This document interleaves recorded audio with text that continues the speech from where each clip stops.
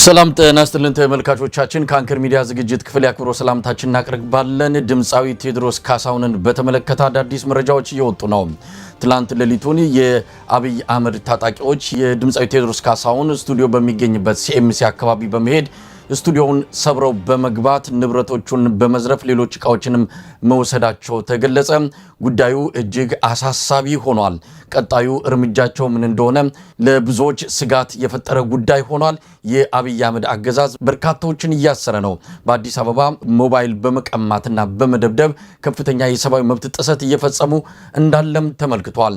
በድምጻዊ ቴዎድሮስ ካሳሁን ላይ ከፍተኛ ጫና በመፍጠር ላይ የሚገኘው አገዛዙ ቀጣዩ እርምጃ በድምጻዊው ላይ በቀጥታ የእስር እርምጃ ሊወስድ ይችላል የሚለው ስጋት በከፍተኛ ደረጃ እየተሰማ ነው። ይህና ሌሎች መረጃዎችን ይዘን ከሰብአዊ መብት ተሟጋች ያሬድ ኃይለማርያም ጋር ቆይታ እናደርጋለን። አብራችሁን ሁኑ።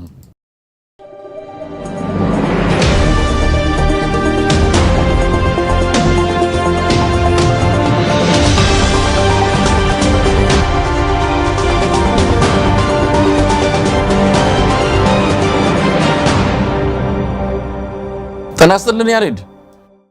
ጤና ይስጥልን መሳይ፣ እንደምን አለ? እየሰማን ያለነው ነገር እንግዲህ የተጠበቀ አንዳንድ ክስተቶች ይኖራሉ። ነገር ግን በዚህ ፍጥነት በዚህ ደረጃ ያገዛዙ ታጣቂዎች እንዲህ አይነት እርምጃ ሲወስዱ ለብዙዎቻችን በእርግጥ አስደንግጦናል፣ አሳስቦናል። ነገር ግን ምን መደረግ አለበት የሚለውንም ነገር በዝርዝር መመልከት ያለብን ይመስለናል። መረጃው እንደሚያመለክተው ከሆነ ትላንት ሌሊት የአብይ አህመድ ታጣቂዎች የፌዴራል ፖሊስ ልብስ የለበሱ በተሽከርካሪ ሆነው ጠመንጃቸውን ወይም መሳሪያቸውን ታጥቀው በሲኤምሲ በሚገኘው የቴዎድሮስ ካሳሁን የግሉ ስቱዲዮና እንደ ቢሮ የሚገለገልበት ቦታ አለ። ያንን ሰብረው በመግባት የተለያዩ የሙዚቃ መሳሪያዎችን በመሰባበር ገሚሶቹን በመውሰድ እንደዚሁም ወደፊት የሚወጡ ስራዎች ገና በሂደት ላይ ያሉ እነሱንም ጭምር ዘርፎ የወሰዱበት ሁኔታ እንዳለ ነው የሰማ ነው። ምናልባት ያሬድ ይሄ እርምጃ ምንን ያመለክታል፣ ወዴትስ ያመራል የሚለውን እናንሳና አንዳንድ ነገሮችን እንለዋወጥ። አመሰግናለሁ መሳይ። ያው በጣም የሚያሳዝን ነገር ነው እየሰማን ያለ ነው። የአገዛዝ ስርዓቱ ከመንግስት ከመሆን አቅቶት ነበር። አሁን ግን ወደ ለየለት የውንብድና ስራ መግባቱን ነው የሚያሳየው። በቅርቡ በሰምተህ ከሆነ ኦሮሚያ ክልል በመንግስት የተደራጁ አንዳንዶቹ አምቦ አካባቢ 120 የሚል መጠሪያ ያላቸው የማፊያ ግሩፕ ያሻቸውን ሰው የሚደበድቡበት፣ ንብረት የሚዘርፉበት፣ ሰው የሚያሰቃዩበት አይነት ቡድን ነው። ያ ኢንፎርማሊ በድብቅ ከመጋረጃ ጀርባ የነበረው የአገዛዝ ስርዓቱ ባህሪ ነው። እነዚህ አብዛኛዎቹ ሰዎች በአገዛዝ ስርዓቱ የሚደገፉ ነበሩና ያንን መጋረጃ ነው አሁን ገልጦ ሙሉ በሙሉ የአብይ አስተዳደር ወደ ለየለት ውንብድና የገባው። ይሄ ጋዜጣዊ መግለጫ መከልከሉ፣ ሚዲያ ቴዲ ስራዎች ሲወጡ ይሰነዘሩ የነበሩ ዛቻዎች፣ ማስፈራሪያዎች፣ እኛ ቁራ አይደለንም ቆሻሻ ያለበት ቦታ ላይ አንታይም፣ ንስር ነን የሚል የሁለቱን እንስሳቶች ባህሪ ራሱ በቅጡ ያላገናዘበ ከእውቀት የራቀ ትንታኔ የጠቅላይ ሚኒስትሩን ብስጭት ነበር የሚያሳየው እና ግን ጠቅላይ ሚኒስትሩ በብዙ ጊዜ ሲበሳጭ አክሽን ይወስዳል። የሚያስመታውን ሰው ያስመታል፣ የሚያስገድለውን ሰው ያስገድላል። የነ አቶ በቲ የግፍ አገዳደል የጠቅላይ ሚኒስትሩ ትዕዛዝ ነው፣ ሌላ ነገር ሊሆን አይችልም። መረጃውም እንዳይወጣ የተደረገውና ያ የነውር ባህሪያቸው የውንብድና የማፊያው ባህሪ አሁን ሙሉ በሙሉ ፊት ለፊት በመንግስት ደረጃ እየተሰራ መሆኑን ነው የምታየውና የዚህ በሌሊት በትላንትናው ምሽት የቴዲ አፍሮን ስቱዲዮ ሄደው ሲሰብሩ ጥበቃውን ቀጥቅጠው በጣም ከሰውነት ተራ አውጥተው ጎድተው ነው የሄዱት ተብሏል። ጥበቃውን ቀጥቅጠው ከደበደቡ በኋላ ሰብረው ገብተው ምንም የቀራቸው ነገር የለም። አንዳንዱን ዕቃ ሰባብረው ሌሎቹን ዘርፈው እንደሄዱ ነው የወጡት ሪፖርቶች የሚያሳዩት። ቴዲ እንዲህ በቀላሉ የሚሰብሩት ሰው አይደለም። ህወሓት እስር ቤት ማስራው መንፈሱ ሳይሰበር የወጣ ነው። አሁንም ከትላንትና ራሱ የዳስ ጣለ ዘፈኑን በእንግሊዘኛ ትርጉም መሰራቱን ራሱ ገልጾ ይፋ ያረገበት ነገር እንዲህ መንፈሱን በዛቻ በማስፈራሪያ የምትሰብረው ሰው አይደለም። ለኢትዮጵያ ለሚወዳት ሀገሩ ለሚወደው ህዝብ ለሚያዝንለት ህዝብ ነፍሱን ጭምር የሰጠ ሰው ነው። ይሄ እንደሚመጣ እነዚህ አደጋዎች እንደሚመጡ ሁሉ አስቦ ለኢትዮጵያ ህዝብ ራሱን ሰማዕት ለማድረግ ሪስክ ወስዶ የወጣ ሰው ነው። ግን በቴዎድሮስ ላይ የሚፈጸሙትን ጥቃቶች የኢትዮጵያ ህዝብ ዝም ብሎ ማየት የለበትም። ግን እየተፈጸመ ያለው ነገር የለየለት የመንግስታዊ ባህሪ የሌለው የወንብድና ስራ ነው። ከዚህ ከስቱዲዮ መሰበርን በፊት መሳይ ከተወሰኑ ቀናቶች በፊት ቤቱ ሁሉ ሄደው ለሊት ላይ አንኳኩተው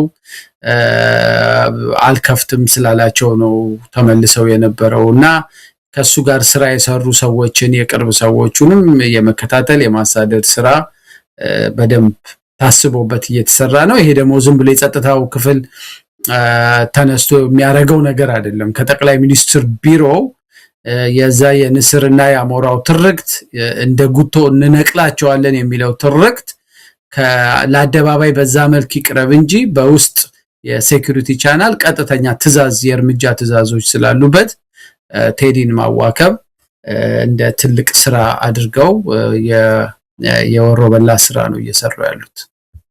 ያሬድ እንግዲህ የተከሰተውን ነገር በደንብ በዝርዝር መሄድም የሚያስፈልግ ይመስለኛል። አንተም እንደተከስከው በዘገባዎችም በተለያዩ መረጃዎችም እንደተረጋገጠው ሌሊት ላይ ነው ያው እኩለ ሌሊት አካባቢ ነው ሄደው እዛ ሲኤምሲ የሚገኘው የቴዲ አፍሮ ስቱዲዮ ያለበት ነው። እዛ በግል የከፈተው ነው፣ እንደ ቢሮም ይጠቀምበታል። ብዙ ነገሮችን የሚያደርግበት ነው። በጣም ብዙ ስራዎች ገና ወደፊት ለጆሮ የሚበቁ ስራዎች የሚገኙበት ነው። የሙዚቃ መሳሪያዎቹ በውድ የተገዙ ብዙ ነገር ያለበት ነው። የራሱ የግሉ ማህደር የሚገኝበት ትልቅ ሀብት ያለበት ስቱዲዮ ነው። ያንን ስቱዲዮ ለመግባት ቀደም ሲል አንተም እንደተከስከው ዘበኛውን ደብድበው ከጥቅም ውጭ አድርገውት በተለያዩ ተሽከርካሪዎች የመጡ ናቸው። የፌደራል ፖሊስን ዩኒፎርም የለበሱ እንደሆነ ነው የተገለጸው። የሰባበሩትን ሰባብረዋል፣ መውሰድ የሚችሉትን ወስደዋል። ምናልባት ለምን በማታ አደረጉት? መንግስት ከሆኑ ህግ ከተጣሰና የሚፈልጉት ሰው በህግ አግባብ መሄድ ካለበትም የፍርድ ቤት ትዕዛዝ አውጥተው በቀን ማድረግ የሚችሉትን እንደዚህ እንደ ማፊያና ወረበላ ቡድን ሀገር የሚመራ አይደለም። እውነት ለመናገር ማፊያ የሚባሉ በተለያዩ ዓለም ክፍሎች የሚገኙት እንኳን በዚህ ደረጃ የዘቀጠ ስራና እንዲህ አይነት ተግባር የሚፈጽሙ አይደሉም። ለምን በሌሊት አደረጉት? ለምንስ ድብደባ መፈጸም አስፈለገ? እንዲህ አይነት ጥፋት ተፈጽሟልስ ከተባለ ምናልባት ወንጀልም ተፈጽሟልም ከተባለ በቀን ማድረግ የሚችሉት ጉዳይ ሆኖ ነገ ከነገ ወዲያ ቢጠይቁት ለፍርድ ትቀርባለህ ወይም ደግሞ ለህግ ትፈለጋለህ ቢሉት ሄዶ መቅረብ የሚችል ሰው እዛው በአካል እያለ እንዲህ አይነት ስራ መስራት ምን የሚሉት ወንብድና ነው? እውነት በጣም አስገራሚ ስለሆነብን ነው። የነዚህ የብልጽግና ሰዎች ተግባር የመንግስት ካባቸውን አውልቀው የማፊያ ተግባር እየፈጸሙ እንዳለ ሰሞኑን በአምቦ በተለያዩ የኦሮሚያ አካባቢዎች 120 በሚል እየተፈጸመ ያለውን የማፊያ ስራ በዝርዝር እየተጋለጠ ይገኛል። እነማን እዛ ውስጥ እንዳሉ ከጠቅላይ ሚኒስትሩ ጀምሮ የኦሮሚያ ክልል ባለስልጣናት በምንና እንዴት እዚህ ላይ ተሳታፊ እንደሆኑ በግልጽ ማስረጃ እየወጣ ይገኛል። ስለዚህ ከነዚህ የመንግስት ተግባር እንጠብቃለን ማለት በራሱ የዋህነት ሞኝነት ነው። ግን ምን መልስ ሊሰጡ ነው? ማን አደረገው ብለው ሊነግሩን ነው? መሳይ የዚህ መንግስት እውነተኛ ባህሪ እኮ በቅርብ እንደውም የዓለም አቀፍ ሚዲያዎች ጭምር አጋልጠውት በተለያዩ በአሜሪካ የስቴት ዲፓርትመንት የአኑዋል ሪፖርት ላይ ራሱ ስሙ የተጻፈው የኮሬ ነገኛ ቡድን በአንደር ከቨር የሚሰራ ቡድን ነው፣ ገዳይ ቡድን ነው። አሳሲኔሽኖችን ይፈጽማል፣ አፈናዎችን ይፈጽማል። ግን ከጠቅላይ ሚኒስትሩ አንስቶ የኦሮሚያ ክልል ፕሬዝዳንትን ጨምሮ በርካታ ቁልፍ የሆኑ የብልጽግና በተለይ የኦሮሚያ ክልል የብልጽግና አመራሮች በቀጥታ የሚሳተፉበት የገዳይ ቡድን። ያ ቡድን በደናው ጊዜ የፖለቲካው ውጥረት ረገብ ባለ ጊዜ ኢንዲቪጁዋሎችን ነው ታርጌት አድርጎ ጥቃት የሚፈጽሙ። የመንግስት ፍርሃት የአብይ ፍርሃት እየጨመረ በመጣ ቁጥር ግን ያ በድብቅ ያዎችን በትዕዛዝ እየታዘዘ ገሌን አፍንና ውሰድ፣ ገሌን ደብድብ፣ ገሌን እንዲያርግ የሚባለው ቡድን ያንኑ ባህሪውን ይዞ ለመንግስታዊ ቅርጽ ነው የሚቀየረው። የመንግስትን ጉልበት ነው መጠቀም የሚጀምረው እና እነዚህ ኃይሎች እነ ጎበዜ ሲሳይ ሲታሰሩ በሌሊት ነው አፍነው ይወስዷቸው የነበረው። የመጀመሪያው ምስር አብዛኛዎቹ የታሰሩ ሰዎች ጋዜጠኞች፣ አሁን እንኳን በቅርብ ጊዜ የአዲስ ስታንዳርድ ኤዲቶሪያል ማኔጀር የሆነው ሚሊዮን በላይን እኮ ለቀናት እኮ ወስደው ሰውረውት ቤተሰቦቹ በሁሉም የሀገሪቷ የመንግስት የፌደራል ፖሊስ ጣቢያዎች ሁሉ ሲንከራተቱ ምን ሲሉ ቆይተው በግልጽነት በእስር ቤት ባልታወቀ ቦታ ላይ አስረውት ነው የተገኘው። ለቀናት ኦልሞስት ከሳምንት በላይ አስረውት ከቢሮው ወስደው ፊታቸውን ሸፍነው ነው የመጡት እና ሲቪል ለብሰዋል። መታወቂያ ያሳዩሁም ምን አያሳዩም። ስለዚህ የፈለጋቸውን አይነት እርምጃ እንዲወስዱ ስልጣን ተሰጥቷቸው የተዋቀረ የአደገኛ የሆነ የማፊያ ባህሪ ያለው የተደራጀ የሴኩሪቲ መዋቅር አለ እና ያ የሴኩሪቲ መዋቅር አብዛኛውን ጥቃቶች ብዙ ጊዜ የሚፈጽሙት ምሽትን ጨለማን ተገን አድርገው ነው። ዓላማው አንደኛው ህዝብን ማሸበር ነው። ሁለተኛው በቀራራ ፀሐይም ቢያደርጉት አሁን ባለው ሁኔታ በቀጥታ መጥቶ ኢንተርቪን አድርጎ የሚያስቆማቸው የለም። ግን የራሳቸውን ፍርሃት አለ። አንዳንድ ነገሮችን ግን ተመልከታውን የነ ኢትዮ ኢንሳይደር የ250 ኢትዮ 250 ሚዲያዎች የሚዲያ ሃውሳቸው ሲዘረፍ፣ የኢሰመጎን ቢሮዎች ሲዘረፍ ሌሊት ላይ ጨለማን ተገን አድርገው የህንፃ ኃላፊዎችን አስገድደው በተመሳሳይ ቁልፍ ገብተው ቢሮ ውስጥ የሚሰባብሩትን ዕቃ ሰባብረው የሚወስዱትን ይዘው ይሄዳሉ። የኢትዮጵያ ኢንሳይደርን አሁን ሌሊት ነው ሰራተኞች ሰርተው ስራቸውን ጨርሰው፣ ግን ያን ያደረጉት እነዚህ የመንግስት አካላት። ስለዚህ እንደ ዘራፊ፣ እንደ ወሮበላ፣ እንደ ማፊያ ግሩፕ አክት የሚያደርግ መንግስት ክፉ ቀን ሲመጣ ደግሞ ያንኑ ባህሪውን በይፋ ይጠቀምበታል። አንድ እሱ ነው። ሁለተኛው የተለያዩ አክተሮች ናቸው። አሁን እንደውም ይሄንን ብዙ ጊዜ ሚዲያ ላይ አንስቼው አላውቅም። አንድ ትልቅ ኮንፈረንስ ላይ ሸራተን የተደረገ ኮንፈረንስ ላይ ከዓመት በፊት ነው እና እኔም እዛ ነበርኩኝና አንድ የፌደራል ከፍተኛ በኮሚሽነርነት ማዕረግ ላይ ያለ ሰው ነጮችም ምንም ባሉበት ትልቅ መድረክ ላይ መቶ ስለ ሪፎርሙ ስለምኑ ያወራልና በጣም በቃ ሁሉ ነገር አገሪቷ ውስጥ ሁሉ ነገር እንደተስተካከለ ምንም ችግር እንደሌለ ምናምን ነው ያ ሰው የሚናገረው። በኋላ ወደ ጥያቄና መልስ ሲገባ ብዙ ማንም የሚጠይቀው ሰው ጥያቄ አልነበረም፣ በተለይ ለሱና በተለይ ፈረንጆችም ምንም ስለነበሩ ብዙ ሰው ዝም ሲል እጄን አውጥቼ ሪፎርሙ የት ነው ያለው ኮሚሽነር፣ አንተ አለ የምትለው ሪፎርም በፌደራል መንግስትም በምንም ውስጥ በእስር ቤት በሰዎች አያያዝ ላይ ሪፎርም አለ የምትለው ነገሌ ስም እየጠቀስኩ ተይዘው ተደብድበው ታስረው የደረሱበት ሳይታወቅ ታፍነው እንዲህ አይነት ችግር ውስጥ አይደለም ያሉት እና አንተ የምትለው ሪፎርም እና መሬት ላይ ያለው ነገር አይገናኝም እና ይሄንን ወይ ከናንተ ውጪ ሌላ አካል አለ ወይ ብዬ ነው አደባባይ ላይ እዛው አዳራሹ ሙሉ ነው የነበረው። ብዙ የመንግስት ባለስልጣናቶች አሉ እና ጥያቄን የሌሎቹን ሰዎች ለጥያቄ አንዳንዶቹን ጥያቄ መለሰና የኔን ዘለለው መሳይ። ግን የሚቀጥለው ነገር ነው ያስደመመኝ። የኔን ጥያቄ ዘለለው ሳይመልስልኝ ለቲብሬክ ወጣን። እኔም በቃ አትሊስት ፎር ዘ ሪከርድ መነገር ያለበትን ነገር ተናግሬያለሁ ብዬ ሸራተን ነው ስብሰባው ወጣን። ከቲብሬክ ስንመለስ እኔ ቀደም ብዬ ኮምፒውተሬ ላይ አንዳንድ ነገር ለመስራት ብዬ ወደ መቀመጫዬ ስመለስ ያ ኮሚሽነር ከሰው ወደ አዳራሽ ሳይገባ እኔ የምቀመጥበት ወንበር ጋር ቆሞ ይጠብቀኝ። በፖሊስ ውስጥ ከፍተኛ ኮሚሽን እንትን ላይ ነው ያለውና አቶ ያሬድ ጥያቄህን አልመለስኩልህም አለኝ። አዎ አልመለስክልኝም፣ ያው እኔ ትመልስልኛለኝም ብዬ አልጠበቅኩም፣ ግን መነገር ያለበትን እንድታውቁት ነው ስለው እንቀመጣለኝና ብቻችንን ቁጭ አልን። ይቅርታ አድርግልኝ፣ እውነቱን ልነግርህ እፈልጋለሁ። አዲስ አበባ ላይ ሰው ሲታሰር አንዳንድ ጊዜ ታዋቂ ሰዎች ሲታፈኑ ከናንተ እኩል ነው የምንሰማው።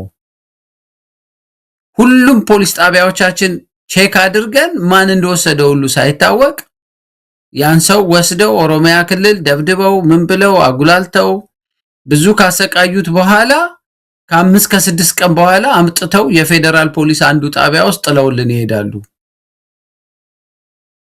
ሲወስዱም የፌደራል ፖሊስ ልብስ ለብሰው ነው የሚመጡት እና ሰውም ሚዲያውም የፌደራል ፖሊስ ወሰደው ይባላል። እኛ ጋር ግን ሰውየው የለም። 5-6 ቀን ወስደው ሰበታ ምናምን ወደ አንዱ ቦታ ኦሮሚያ ክልል ወስደው ብዙ ነገር ካረጉ በኋላ አምጥተው አንዱ ፖሊስ የፌደራል ፖሊስ አንዱ ጣቢያ ላይ ጥለውልን ይሄዳል። እንደዚህ ቃል በቃል ነው ያለኝ።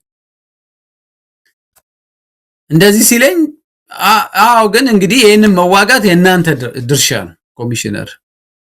እኛ ግን እናንተ ይሄን እስክታቆሙ ድረስ የፌደራል ፖሊስ ሰውየው ወስዶ ደበደበው ነው የምንለው አልኩት። አይ እናንተ የፈለጋችሁን በሉ ግን በቃ እኔ ይሄንን እዛ አደባባይ ላይ ሄደን ልናገር አልችልም እውነታውን እንድታቀው ነው ብሎኝ በዚህ ነው የተለያየ ነው መሰል።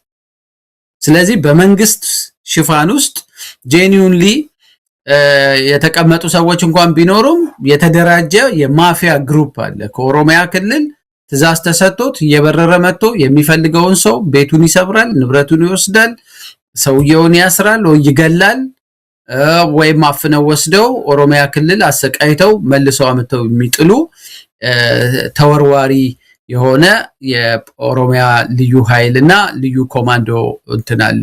እዛ ውስጥ የጠቅላይ ሚኒስትሩም የክልሉም ፕሬዝዳንትና የጸጥታ ከፍተኛ ኃላፊዎች እጅ አለበት።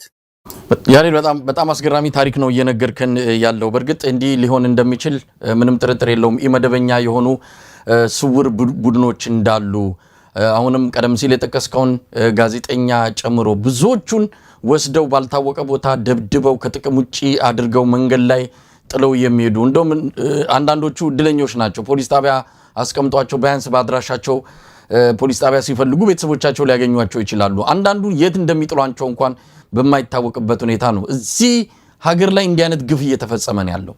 የሚያሳዝነውና ሁሉ ጊዜ የሚገርመኝ ደግሞ ምንም ነገር እንዳልተፈጸመ የሰው እንኳን ዝም እሺ ብሎ ማያቅ የሚመስለው አብይ አህመድ እየወጣ በከፍታ ላይ ነን ያለ ነው ብሎ ሲናገር አንዳንድ ጊዜ እንደው ራስን እንኳን ምን ያህል ጊዜ ያሞኘ ትዘልቃለህ?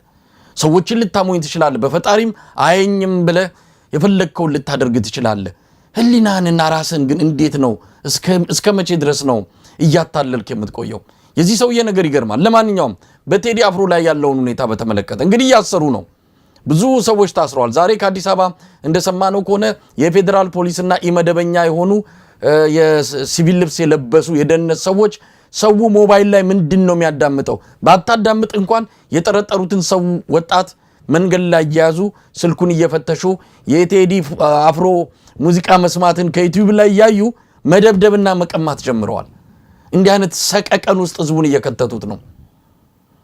በሌላ በኩል የእግር ኳስ ግጥሚያ አለ በአዲስ አበባ ሁለት ክለቦች ጊዮርጊስና ሌላ ክለብ እንዲጫወታሉ። እዛ ስቴዲየሙ ላይ የቴዲ አፍሮ ዘፈን በደጋፊዎች እንዳይዘመር ከወዲሁ የአዳነች አበቤ የሚመለከታቸው አካላትና የደህንነት ሰዎች የደጋፊዎች ማህበሩን አባላት ሰብስበው እንደዚሁ ሲያስጠነቅቁ እንደነበረ መረጃዎች ወጥተዋል።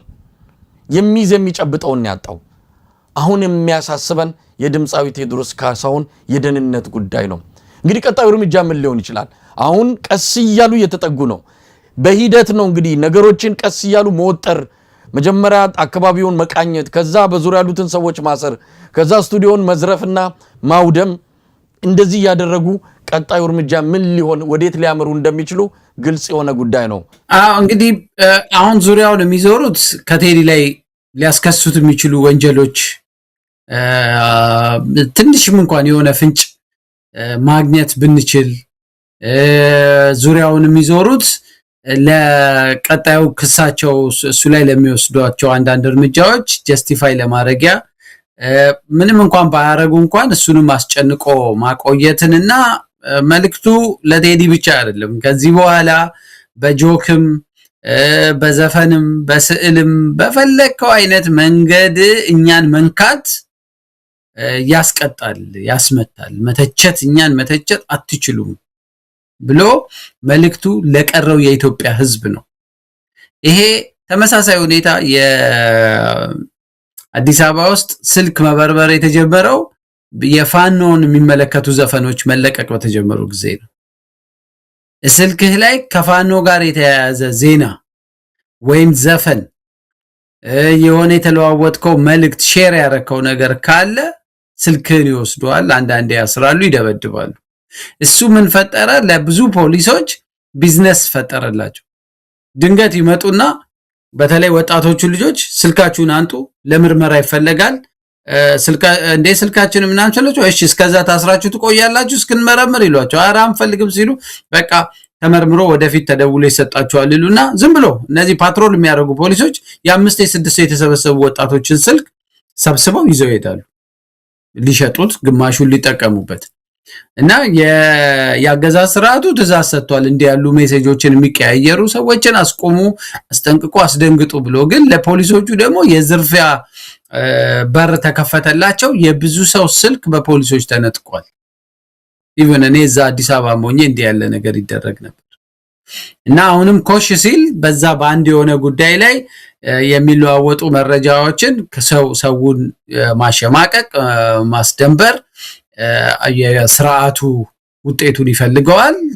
ግን ደግሞ ለነዛ ለዘራፊ ዩኒፎርም ለለበሱ ፖሊሶች ደግሞ የሞባይል መሰብሰቢያ በሩ እንደገና ለሁለተኛ ጊዜ እንደተከፈተላቸው ነው የምታየው። ግን ትልቁ ነገር ቴዲን ያው ሪስክ ውስጥ እንዳለ እኔ አሁን በነፃነትም መንቀሳቀስ የሚችል አይመስለኝም። በእርግጥ ቀጥታ ያለበትን ሁኔታ አላቅም፣ ግን አሁን ባለው ሁኔታ ከቤቱ ሲወጣ ምን ሊገጥመው እንደሚችልም አይታወቅም እና ቴዲ ደህንነቱ አደጋ ውስጥ እንዳለ ነው። በተለይ ቢሮ ላይ ያነጣጠረው ጥቃት ነገ ቤቱ ላይ ላለመቀጠሉ፣ ነገ ጓደኞቹ ላይ የተደረገው እስር ነገ እሱ ላይ ላለመቀጠሉ ምንም ዋስትና የለም። ይሄን ያገዛዝ ስርዓትም የሚመልሰው የሞራልም የህግም ማዕቀፍ የለም። የጭካኔም ችግር የለባቸውም። ስለዚህ የቴዲ አፍቃሪ የሆነው የኢትዮጵያ ህዝብ በተለይ አዲስ አበባ ያለው የኢትዮጵያ ህዝብ በጠቅላላ የቴዲን ጉዳይ በአይነ ቁራኛ መከታተል፣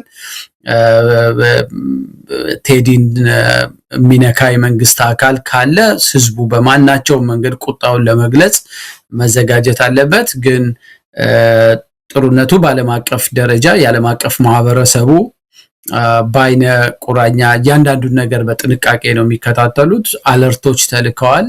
በዚህ አጋጣሚ ያው እሱን ኢንፎርም ላድርግ። የተባበሩት መንግስታት ሰብአዊ መብት ካውንስል አካባቢ ያሉ ሰዎች፣ የአውሮፓ ዩኒየን አካባቢ ያሉ ሰዎች፣ ከመንግስት ጋር በፓርትነርሺፕም በምንም ግንኙነት ያላቸው የዲፕሎማቲክ ኮሚኒቲው የተጻፉ አለርቶች እንዲደርሳቸው ተደርጓል እና ሁሉም በጥንቃቄ ነው የሚያየው። መንግስት ምንም አይነት የወንጀል ተረት ይዞ ቢመጣ እንኳን ቴዲን የሚያስርበት ምክንያት በዘፈኑ እንደሆነ ግልጽ ነው። ኢቭን አሁን የስቱዲዮ ጥቃት ራሱ በቴዲ ላይ የተነጣጠረ ጥቃት ስለሆነ እሱን አስመልክቶ እንግዲህ አይ ቲንክ የተለያዩ ድርጅቶች አሁን በድጋሚ ዓለም አቀፍ የሰብአዊ መብት ድርጅቶችም በመንግስት ላይ ጫና የሚያሳድሩ መግለጫዎች ያወጣሉ ብዬ ነው ተስፋ የማደርገው መረጃው ስላላቸው። ሌላ በአሜሪካ በአውሮፓ የሚገኙ ኢትዮጵያዊ የሆኑ ድርጅቶችም ትላንትና ያወጡት ጠንከራ ያለ መግለጫ አለ። ግን የኢትዮጵያ ህዝብ ነው፣ እኔ ዋናው ባለቤት የኢትዮጵያ ህዝብ ነው። ልጃችንን መንካት አትችሉም። ቴዲን ነክታችሁ በሰላም አገር ማስተዳደር አትችሉም።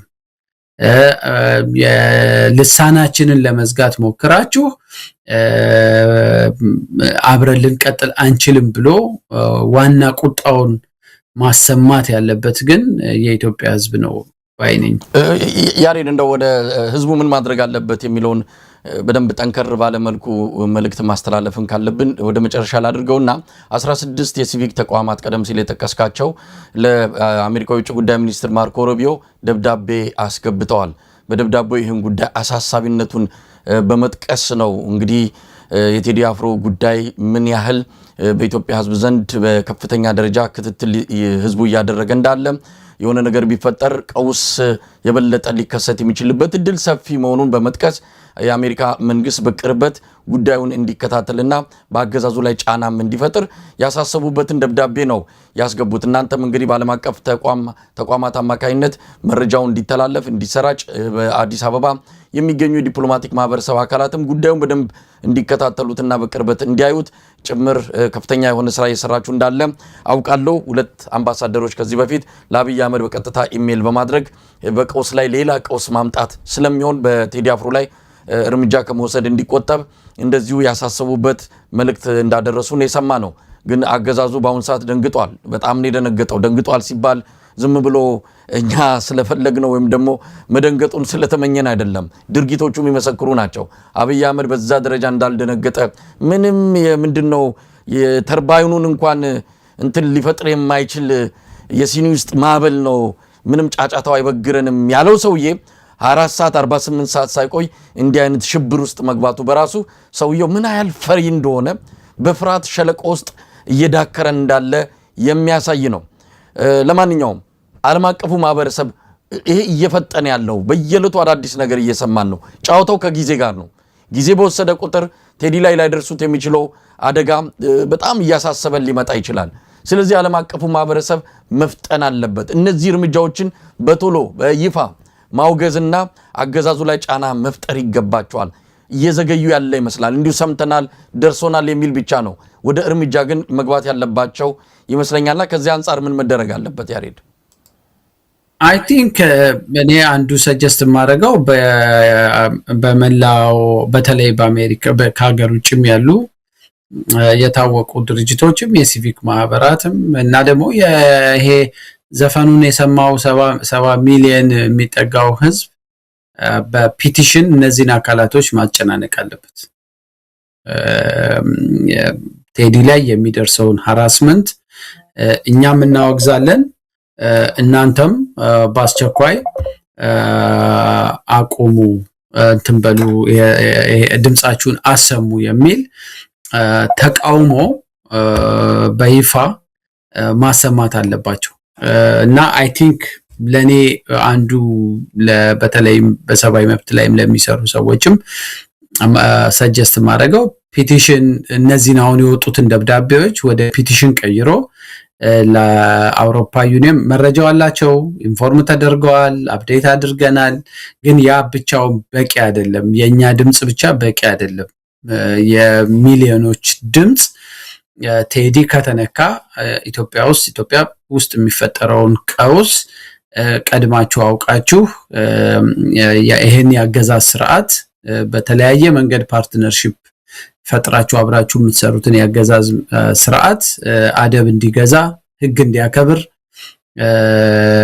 አድርጉ የሚል የጋራ ድምጽ መሰማት አለበት። በየቦታው ምናልባትም ካስፈለገ ሰላማዊ ሰልፎች ሁሉ በመውጣት የአገዛዝ ስርዓቱን ማውገዝ ያስፈልጋል። ግን በተለይ የዓለም አቀፍ ማህበረሰቡን በፒቲሽን በመላክ ማንቃት ስለሚቻል እዛ ላይ ርብርብ እንዲኖርና በዚህ ላይ ስራ እንዲሰሩ ሁሉንም ማሳሰብ ፈልጋለሁ። ያሬድ እንግዲህ የአዲስ አበባ ህዝብ እዚህ ላይ ትልቅ ሚና ሊጫወት እንደሚችል የፍርሃት ድሪቶን አውልቆ በመጣል የቴዲ አፍሮ ህይወት ያለበትን አጠቃላይ አደጋውን በመገንዘብ ለዚህ ታላቅ ኢትዮጵያዊ ብርቅዬ ኢትዮጵያዊ ድጋፍና ከለላ መሆን ይገባዋል። ምናልባት ሰሞኑን ከሻለቃ ማሞ ለማ ጋር የወታደራዊ ጉዳዮች ተንታኝ ጋር ባለሙያ ጋር ስንወያይ አንድ ታሪክ አስታውሰው ነበር። እንደውም የፕሮግራሙ ዋና ርዕስም አድርገናል። የፕሮፌሰር መስፍን ወልደማርያምን ታሪክ ነው። በዛ ቀውጢ ሰዓት ኮሎኔል መንግስቱ ኃይለማርያም ከስልጣን በሚለቁበት ዋዜማ ላይ ያው በስልጣን መልቀቅ አለመልቀቃቸው በማይታወቅበት በዛን በ1982 አካባቢ ፕሮፌሰር መስፍን ወልደማርያም ለኮሎኔል መንግስቱ ደብዳቤ ጽፈው ነበረ። ከስልጣን ልቀቅ ነው፣ ሌላ አይነት ሽግግር ያስፈልጋል፣ ሀገሪቱ ወደ ትርምስና የለየለት ቀውስ ውስጥ ከመግባቷ በፊት ስልጣን ልቀቁ ብለው ፕሮፌሰር መስፍን ወልደማርያም በድፍረት ደብዳቤ ጽፈው አስገብተዋል።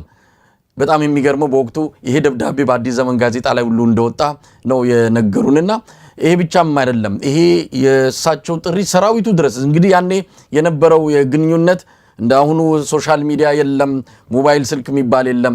ግን ይሄ የሳቸው መልእክት ሰራዊቱ ውስጥ ሁሉ ገብቶ ትልቅ ንቅናቄ መፍጠሩንና ኮሎኔሉም በአደባባይ ፕሮፌሰር መስፍን ወልደማርያምን የኢምፔሪያሊስት መልእክተኛ ብለው መስደባቸውን ነው የሰማ ነው። በዛን ወቅት ላይ የአዲስ አበባ ህዝብ እንግዲህ ደርግ ምን ያህል አስፈሪ እንደሆነ ወታደራዊ መንግስት ነው። ነገር ግን የአዲስ አበባ ህዝብ ፒያሳ የሚገኘውን የፕሮፌሰር መስፍን ወልደማርያምን ቤት በመክበብ ሮንድ በተራ እየወጣ ሲጠብቅ እንደነበረ ነገሩን። እውነት ለመናገር አስደናቂ ታሪክ ነው። ታዲያ ያንን መድገም የአዲስ አበባ ህዝብ ምን ያቅተዋል? ቴዲም መጠበቅ ኢትዮጵያን መጠበቅ ነው። በአሁን ሰዓት ልሳናችን ነው፣ ድምጻችን ነው። ከምንም በላይ ለአዲስ አበባ ህዝብ ነው የጮኸው። ዘር፣ ቀለም፣ ሃይማኖት አላለም። ስለዚህ ሁሉም የአዲስ አበባ ህዝብ ራሱ እንደተነካ አውቆ ይህንን ግፈኛ ስርዓት ሊያደርስ ከሚችለው አደጋ መጠበቅ አለበት። ምናልባትም ትንሳኤያችን ከዚህ በኋላ ሊመጣ ይችላል። ሰበብ ምክንያት የሚፈልግ የሆነ አይን ጥላ የሚገፍ ነገር ነበር የኢትዮጵያ ህዝብ ሲጠብቅ የነበረው። ያም ጊዜ ተቃርቦ ሊሆን ይችላል። ለማንኛውም ከአዲስ አበባ ህዝብ ምን ይጠበቃል? እውነት ለመናገር ቴዲ አፍሮን በመጠበቅ ከለላ በማድረግ ከማንም በላይ ቀድሞ መድረስ ያለበት የአዲስ አበባ ህዝብ ነው።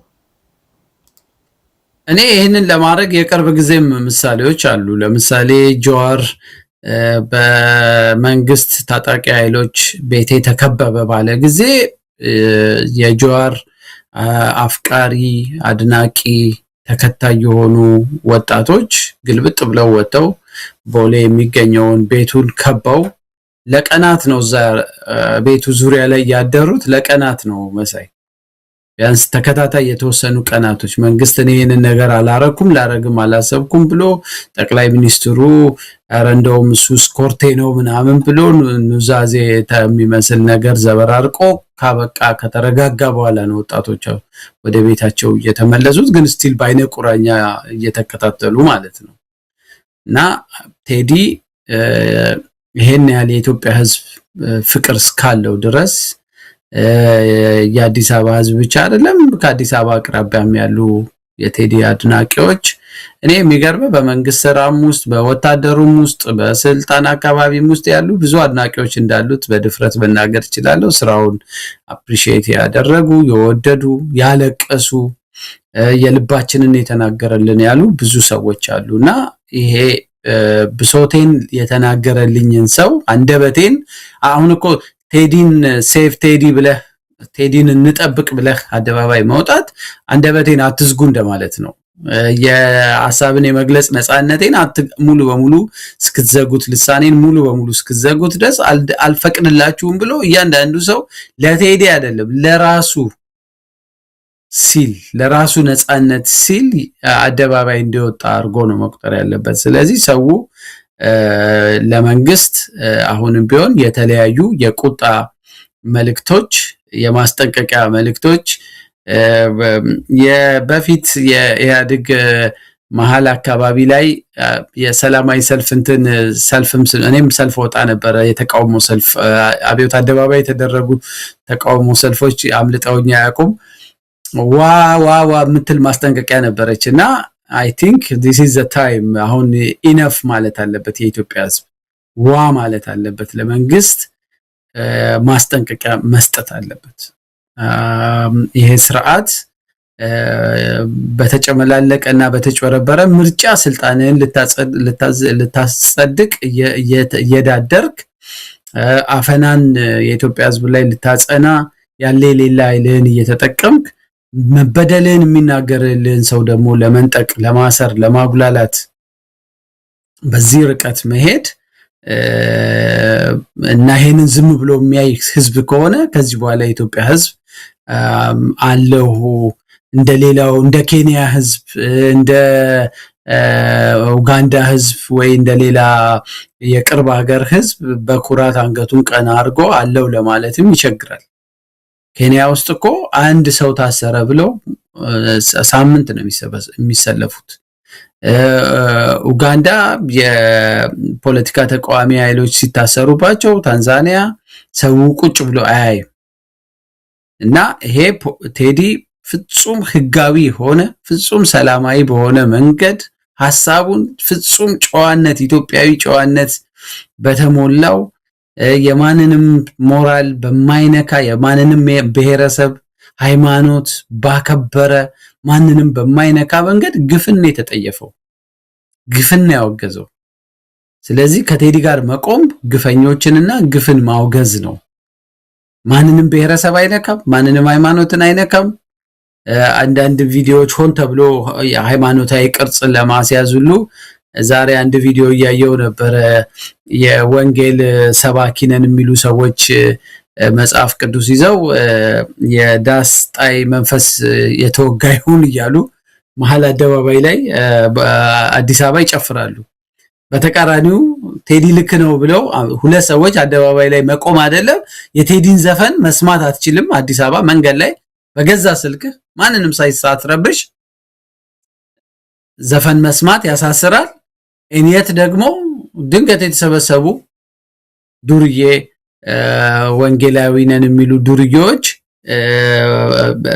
አንድ ተሰብስበው ቴዲን ሲሳደቡ ሲያወግዙ ቆመው ፖሊሶች የሚያደንቁበት ሀገር ነው። ስለዚህ ይሄ መቀጠል የለበትም እና የኢትዮጵያ ሕዝብ ምናልባትም እንኳን ሊያስሩት ቢፈልጉ ቤቱን በመክበብ መንገድ በመዝጋት የአገዛዝ ስርዓቱን ማስቆም የሚችለው እኔ ሌላ አካል ሌላ ዓለም አቀፋዊ አካልም አይደለም መሳይ ሆነን ለመናገር የኢትዮጵያ ሕዝብ ዝም ካለ ቴዲ ላይ ሁሉ ነገር ሲፈጸም ዝም ካለ ዓለም አቀፍ ማህበረሰቡ አንድ ነጠላ መግለጫ አውጥቶ ዝም ሊል ይችላል።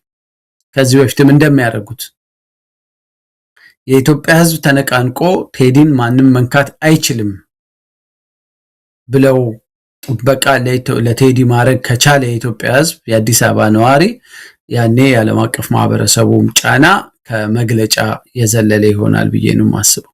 እንደምንሰማው ከሆነ ዶክመንተሪው ፊልም ሁሉ ቴዲን አፍሮ የሚከስ የሚያጥላላ ዶክመንተሪ ፊልም ሁሉ እየተዘጋጀ እንዳለ በአብይ አህመድ መገናኛ ብዙሃን ሰምተናል። ምናልባት አሁን ይሄ በዚህ በስቱዲዮ ያደረጉት ዘረፋና ውንብድና ነገ ከነጎዲያ የጸረ ሽብር ግብረ ኃይል ብሔራዊ ግብረ ኃይል ለሽብር ተግባር ሊውል የነበረ ሳክስፎን እንደዚሁም ፒያኖ ሌሎች የሙዚቃ መሳሪያዎች ለሽብር ተግባር ሊውሉ ሲሉ ጸረ ሽብር ግብረ ኃይሉ ልዩ ኦፕሬሽን በማካሄድ በቁጥጥር ስር አደረጋቸው የሚል መግለጫ ከማቅረብ ወደ ኋላ የማይሉ ናቸው። የድንቁርነታቸው ለከት በዚህ ደረጃ መግለጫ ከማውጣት የሚከለክላቸው አይደለም። ስለዚህ ይህንን እንጠብቃለን። ግን እንደው በመጨረሻ ምናልባት ይህንን ዝግጅት ለማሰናዳት እንግዲህ በቶሎ ጠይቄህ ነው የመጣኸው። ገና ሊፈጸሙ የሚችሉ እየተደረጉ ያሉ ነገሮች ካሉ አዳዲስ መረጃዎች ወደ ኋላ ላይ እንመለስበታለን። ከዚህም የከፋ ላይ ያደርጉ የሚችሉበት እድል ሰፊ እንደሆነ እየሰማን ነው እና ያለ ነው። በመጨረሻ የምትለው ነገር ካለ የአብይ አህመድ ጀንበር እየጠለቀች ነው። እንደው በዚህን ወቅት ላይ እንኳን እንደው ለንስሐ ሃይማኖትም ካላቸው ለንስሐ የሚሆን ለጽድቅ የሚሆን ስራ በዚህ በመጨረሻው ሰዓት እንኳን የመስራት እድላቸውን እያጨለሙ ነው ያሉት። ሁሉን ነገር ዝግ አድርገው ሀገሪቱን ወደ ቀውስ አንደርድረው ከተዋታል። ወደ በለጠ ደግሞ ማዕትና መከራ ሊያስገቧት እየሰሩ ነው ያሉትና በመጨረሻ ምን ትላለህ እንደው ያሬድ?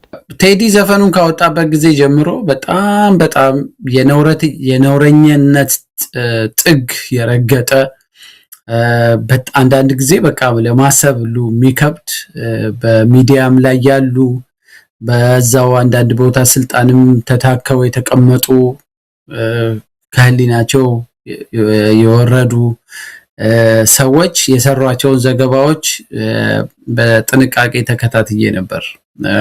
በተለይ አንዱ የናንተ የስራ ባልደረባም የነበረ ሰው አለበትና የቴዲን አፍሮን ስራ ከሻቢያ ከግብጽ ከህወሓት መንግስትን ለመገልበጥ ከሚፈልጉ ኃይሎች ጋር እንደው በቃ ግጥሙን ሁሉ እነሱ ጽፈው ነው የሰጡት ሊሉ ምንም አልቀራቸው። ኢሳያስ ነው ግጥሙን የጻፈለት ለማለት ወይ ግብጽ ነች የጻፈችለት ለማለት ምንም አልቀራቸው።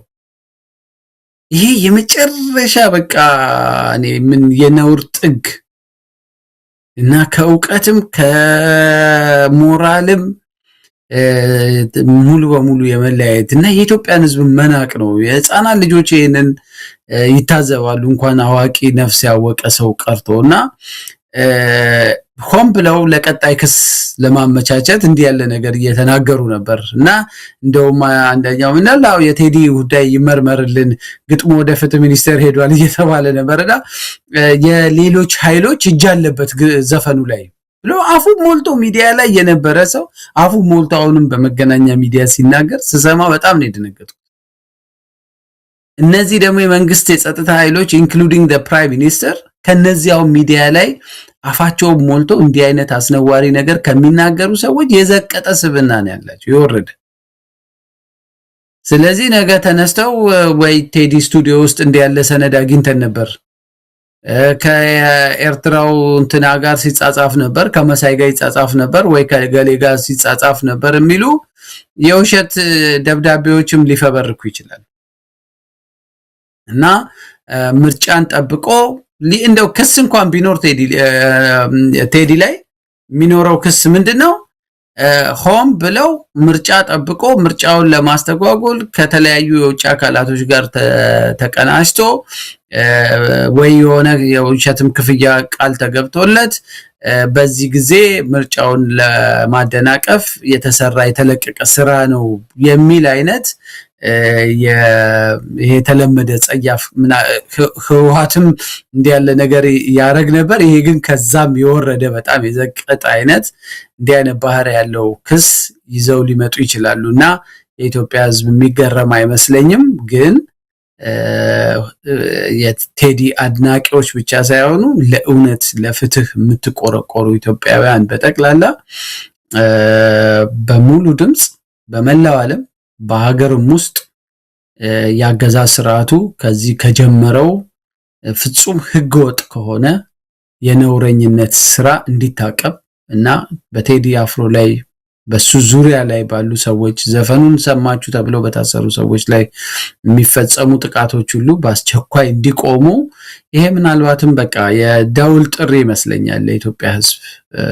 አሁን ቴዲ በቃ ምክንያት የሆነ ደውል ነው የሚሆነው ለኢትዮጵያ ህዝብ። ትነቃ እንደሆነ ንቃ፣ ከተጫጫነህ ፍርሃት ከተጫጫነህ የድብርት መንፈስ ነቅተህ እያንዳንድህ በተናጠል በዚህ ስርዓት ሰለባ ከመሆን በፊት ለራስ ስትል ንቃ የሚል ደውል አድርጌ ነው እኔ የምወስደውና እንደውም ዳስ ከመጣል ቀድሞ የኢትዮጵያ ህዝብ ነቅቶ ወደ ትግል መግባት አለበት፣ እምቢኝ ማለት አለበት እና በተለይ በቴዲ ላይ የሚሰነዘሩትን ጥቃቶች ቆሞ ማየት ይሄ በታሪክም እንደው በትውልድም የልጅ ልጆቻችን ሁሉ ሊያፍሩብን የሚችሉበት እንትን ነውና የኢትዮጵያ ህዝብ ምን ያህል ነው ግፍን የሚጠየፈው፣ ምን ያህል ነው ለእውነት የሚቆመው፣ ምን ያህል ነው ኢፍትሃዊነትን ለመቋቋም ጽናት ያለው የሚለው የሚፈተንበት ጊዜም ይመስለኛል።